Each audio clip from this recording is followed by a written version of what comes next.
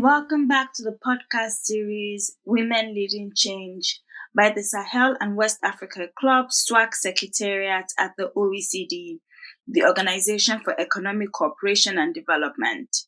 SWAC produces innovative evidence-based analysis to inform public policies in line with transformations taking place in the West African region. This podcast series tells the stories of women as civil society actors, activists, authors, leaders, health and humanitarian workers, and entrepreneurs in West Africa. They provide examples of how their work is driving transformative change. These conversations also help better connect SWAC's evidence-based analysis with civil society advocacy and action. My name is Dr. Jumo Ayandele, and I am delighted to be your host for this podcast episode. Our special guest today is Mrs. Somachi Chris-Asoluka. She is the incoming Chief Executive Officer of the Tony Elumelu Foundation, TEF, which is the leading philanthropy organization that is empowering young African entrepreneurs from all 54 African countries. Welcome, Somachi. Oh, thank you so much, Rima. Thank you. We're well. We're good. Greetings from sunny Lagos. So let's get started because, you've done a lot of interesting work at TEF, and your organization aims to empower entrepreneurs. Today, we can see and we know that there are more female entrepreneurial initiatives, especially on the African continent, when compared to other parts of the world. What can you tell us about this new generation of African women entrepreneurs? I think that's such a fantastic question and a great beginning to this podcast. First off, we've seen that lots of women entrepreneurs are energetic, they're ambitious, they're creative, they're innovative, and they're beginning to drive economic transformation in their different communities. When we started our program in 2015, when we launched our Tony Elumelu Foundation entrepreneurship program, we opened it up and we received 20,000 applications from across all 54 African countries. In that 20,000 applications, we noticed only about 23% came from women entrepreneurs. And that was troubling for us, right? Because through this program, we wanted to create economic hope, not just for African young men, but African young women.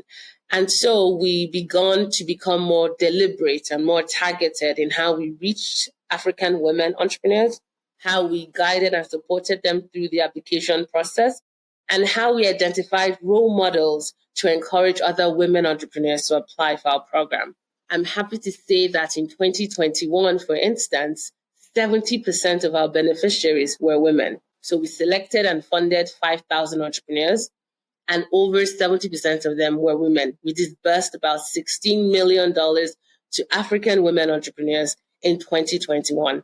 I think that's a record. I don't think any other philanthropy has done that. But then it also, more importantly, I believe, demonstrates the drive and the energy and the passion of women entrepreneurs on the continent and how they're not going to stay behind the scenes anymore. They're championing change. They're driving businesses. They're coming up with transformative business ideas. They're scaling their small businesses, and they're employing other women in their communities and outside of those communities. So I think it's the year for African entrepreneurs, especially African women entrepreneurs. It's very good to see that more women are being funded, more women are applying and are knowing about these programs to help scale up their businesses. Mm-hmm. Okay, so you touched on entrepreneurship, right? And entrepreneurship is largely an urban phenomenon and evolves over time with cities. So there's a new report by SWAC on Africa's urbanization dynamics, the economic power of African cities.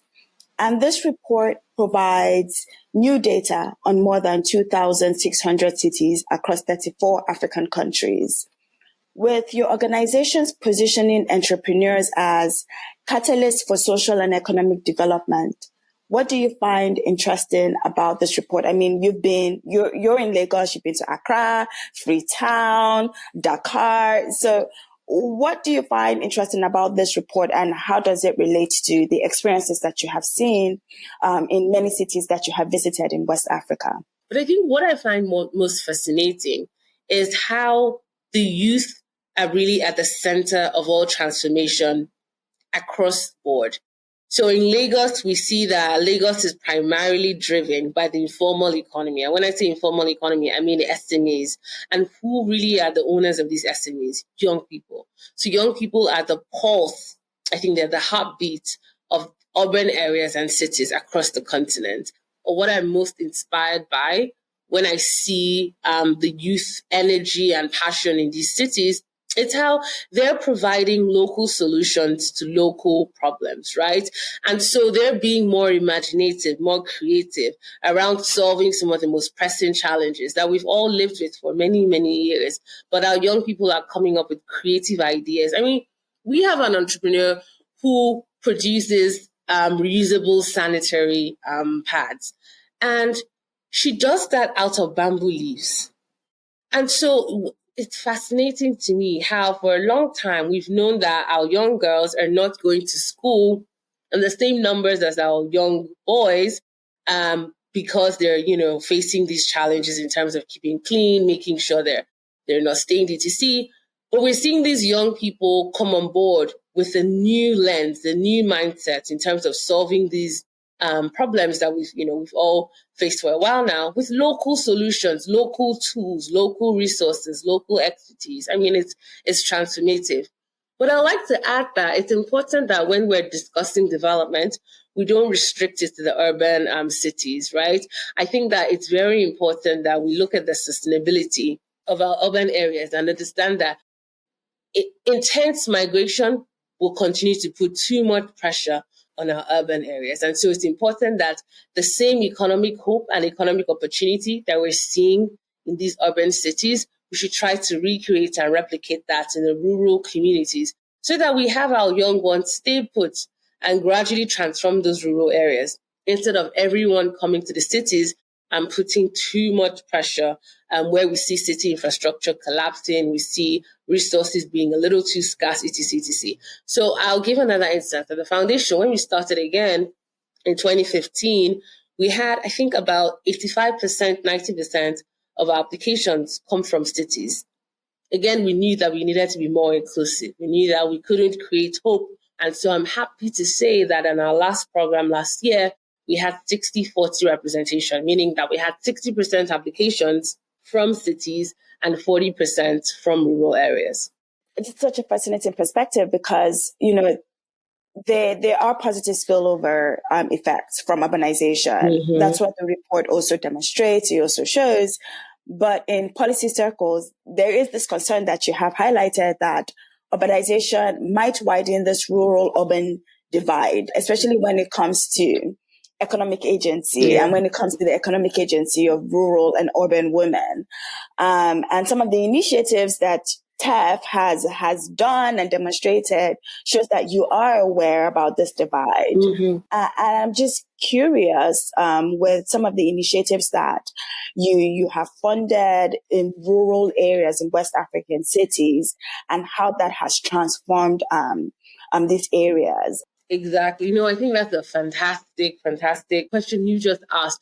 Because what we're seeing is our rural entrepreneurs are entering into rural-based, not rural entrepreneurs, our rural-based entrepreneurs are entering into strategic partnerships with their peers who are in the cities. And I'll give an instance. So we know that one of the challenges that faces our agriculture sector on the continent is food wastage. We don't have infrastructure that stores food, that transports it in a safe way and gets it to the consumers on time. So we have a lot of agriculture entrepreneurs who are partnering with their rural-based counterparts to build storage facilities so that when this food is harvested and when these products are harvested, it's properly stored. And then they have the right conditions in the storage facilities, they're building that, and then it's safely, hygienically transported to the urban cities where it's sold for much more money. Another way they're partnering is we find our city-based entrepreneurs who have digital platforms where they sell fruits and crops, etc., directly to households in the cities, right? But then they need to source it from rural areas. And so they are partnering with entrepreneurs who are farmers and who harvest these things to send it to them. And then these city-based entrepreneurs use their delivery channels to get it to the homes of consumers across their cities. So they're very innovative ways in which they are partnering and showing us that value created in one area can easily be felt in another area. And so they're coming up with very imaginative ways to work together. And final instance, one of our entrepreneurs wants to create, or actually is already creating, the Starbucks for Africa, right? And so many of us are coffee addicts, so we're very fond of Starbucks. And what she's been able to do is, with our initial grant of $5,000, which she received through the Tony Elumelu Foundation Entrepreneurship Program, she started this business. So she was able to rent out an office space, do some marketing campaigns, and get the first, products to market through the $5,000 grant. She's done so well with that grant that we entered into a new partnership with the European Union, where we selected 100 of our best performing women entrepreneurs and gave them additional grant of 50,000 euros. Now, with this 50,000 euros second grant she's received from us, this entrepreneur is no longer, creating coffee and her chocolate with imported cocoa. She's now empowered some rural-based women farmers who are growing cocoa for her and sending it directly to her. So she's building her Starbucks in a way that it's done in Africa, produced in Africa, for Africa, with African crop and, cocoa. She doesn't need to look externally for that cocoa anymore. So this is a case where an entrepreneur who lives in Lagos, she's now empowered women in northern Nigeria to grow these cocoa beans and send it to her. And so, our entrepreneurs are doing brilliant, creative things by partnering with each other across these geographies. Wow, that's very, very important work that you do. And it's so great to hear that you are scaling up a lot of this like innovations, and you're very, very intentional about the projects that you pick, and you also help to scale up. Yeah. And I know you had mentioned, a couple of minutes ago about using digital platforms. And we know with our youths, with social media, there's this shift towards online income generating opportunities, which you alluded to. But we do know that we see fewer women that are employed in the digital tech sector, but more and more actually prefer this option when compared to like a career in the corporate sector, where we see like company policies on marriage and childbearing. So I'm curious, like with the initiatives that you have funded, with the people that you mentor, do you see this trend among, your female entrepreneurs that you help to support? Yeah. So on that, I want to say two things. So first is, across all sectors, we knew that in order to encourage more women to apply for our program, to even take that chance on themselves in becoming entrepreneurs, we knew we needed to appoint role models. So it's one thing to see a newspaper ad with, a flyer saying apply to become a Tony Elumelu Foundation entrepreneur. But it's another thing to see a woman who looks just like you in that ad telling you, I have been able to grow my business from 2 staff to 100 staff because I was a part of this program. I'm a woman just like you. I have children. I have a family I'm raising. I did it. So can you. If I could be successful, you can too. Apply to the program. Those are two different messaging. And so we've seen, and we know because we've grown up our representation from, as I told you, 23% to what it is today, because we appointed strategic female role models who told their personal stories and inspired other women entrepreneurs to join our program and take a chance on themselves in becoming entrepreneurs. So this is true across the tech sector, across the digital sector, but also across all other sectors: fashion, education, healthcare, commerce, retail, etc., etc. We need more role models. We need representation. Representation matters so much. And you many times I think we underestimate the power of seeing yourself in a role model or someone you want to be. It drives action in a way that, not many things can. Second thing I want to say is that, and it follows on from representation, but when we have more women as business owners, when we have more women driving companies and starting companies and hiring labor and talent and building a team, we will have more company policy that is accommodating to women and what we go through. And so when we continue to have boardrooms that are dominated by men, it's not unexpected that the policy will be women unfriendly. Because in order to have a policy that is friendly to you and your situation, you or someone who looks like you needs to be in that room. And that's just the reality.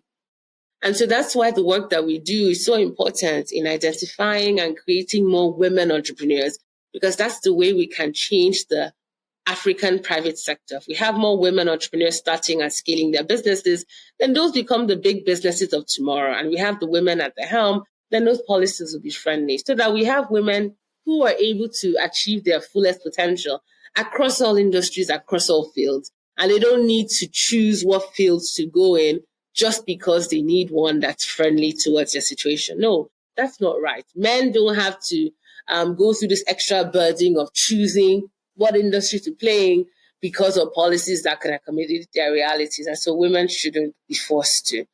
So representation matters on so many different levels. And that's what we're trying to do by driving our female inclusion and really bridging that gender divide. So my final question, right? Because we've been talking about entrepreneurship, but there's no entrepreneurship without infrastructure, right? Some of the report's policy recommendation focused on improving urban infrastructure and promoting cities as hubs of innovation. In your view, how can cities provide a more favorable entrepreneurial environment? I mean, when it comes to entrepreneurship, we always say the federal government, the state government has to have an enabling business environment, but we sometimes forget that cities also play a role. So I'm very, very curious on how you are thinking, how you envision cities such as Lagos, Accra, Dakar, Abidjan, providing a more favorable entrepreneurial environment, given the work that you do at TEF. Yeah, no, John, that's a great question. And it's funny because yesterday I was having a meeting with some of our partners, and it was exactly what you just said, that a lot of times when people go through the frustrations of infrastructure failing in Africa, they're very quick to blame the federal government. And then our partner gave the example. And he said, most roads that we use in Lagos here, only about 20% is actually FG responsibility. That's federal government responsibility. And the majority is state and local government responsibility. And that's exactly what you're talking about, cities now. I think first is we need to understand that some of these policymakers across the federal government, state government, local government, etc., are well-meaning, but don't have the insights and the data to influence and shape the policies that they set. And we've had several incidents. For instance, we in 2018, we were visiting a state governor in Nigeria. And before we went to that meeting, we did a survey of our entrepreneurs in that state, asking them what were some of their most pressing business challenges. And so they responded to that survey, and we were able to create a small report that we took to that state for the meeting. And in the course of the meeting, we presented the results to the governor at the time. And what the entrepreneurs in that state had said was that they were fine paying tax to government, but that in that state, there was so much duplicity of taxes that it was stifling any business growth. So they were paying the same tax to so many different agencies who had been authorized by the state government to collect those taxes. And so when we presented that report to the governor, and it's important because the entrepreneurs weren't complaining about paying taxes. They were fine to pay taxes, but they just asked for some structure and some harmonization in the payment of the taxes. And so when we presented this to the governor at the time, he was stunned and he was silent for a few minutes. And he said, if anyone had asked me what is my biggest legacy in government, I would say it was empowering and supporting my young startups. And so to receive this report shows me that so my reality and their reality are worlds apart. I promise you and I commit to you entrepreneurs in the room, in 3 months' time, you will not face this issue, and it's going to be one agency who are empowered to take all taxes from startups. But then 3 months down the line, I was in Lagos and I saw a newspaper headline that governor had done what he said he was going to do. But many times, some policymakers just need the data and the insight. They need that table where they're on that table, and then entrepreneurs are also brought to that table, so that there's direct dialogue and there's unfiltered access to what's happening in reality. The data, the insights, the challenges, the problems, the concerns, you need to hear it directly from the horse's mouth. And so that's why the work we do, I feel, is so important, because we're not only funding and mentoring and coaching and training these entrepreneurs, but we're also giving them that access, direct access to their policymakers, so that the state environment, so that the local government environment, so that the federal environment is conducive for their businesses to thrive, because that's the only way entrepreneurs can do well. You can have all the funding in the world, all the training in the world, all the coaching in the world, but if that business environment is stifling and inoperable, you will not go far. And so it's so important for them to have a direct contribution to the policy that they're regulated by. Second thing I would like to say is, across Africa, and this isn't just in Nigeria where I live, but access to electricity is such a huge problem. We have entrepreneurs who report that they spend over 80% of business profit on powering their offices, powering their businesses. How can an entrepreneur grow if they're spending 80% of profits that they should be investing back into their businesses in putting light in their businesses? It's offensive, it's cruel, it's unjust for that to continue to happen on our continent. So that's why the work that we do is also in advocating and letting governments know that government cannot provide all the infrastructure that entrepreneurs and private sector would need. You need to open up and get out of the way sometime to allow private sector invest in these infrastructure. If you realize that infrastructure will help you transform your economy, generate the growth that you need to transform your economy, so on and so forth, and you realize also in all humility that government cannot provide all the answers, you will create room for private sector to come in and do what needs to be done. I mean, look at the telecommunications sector in Nigeria. At the time, we only had the government give us NITEL. I think that's what it was called at the time. But then when it was unlocked and private sector was allowed to invest, just look what's happening in Nigerian telecoms industries. There's so much competition. There's so much innovation.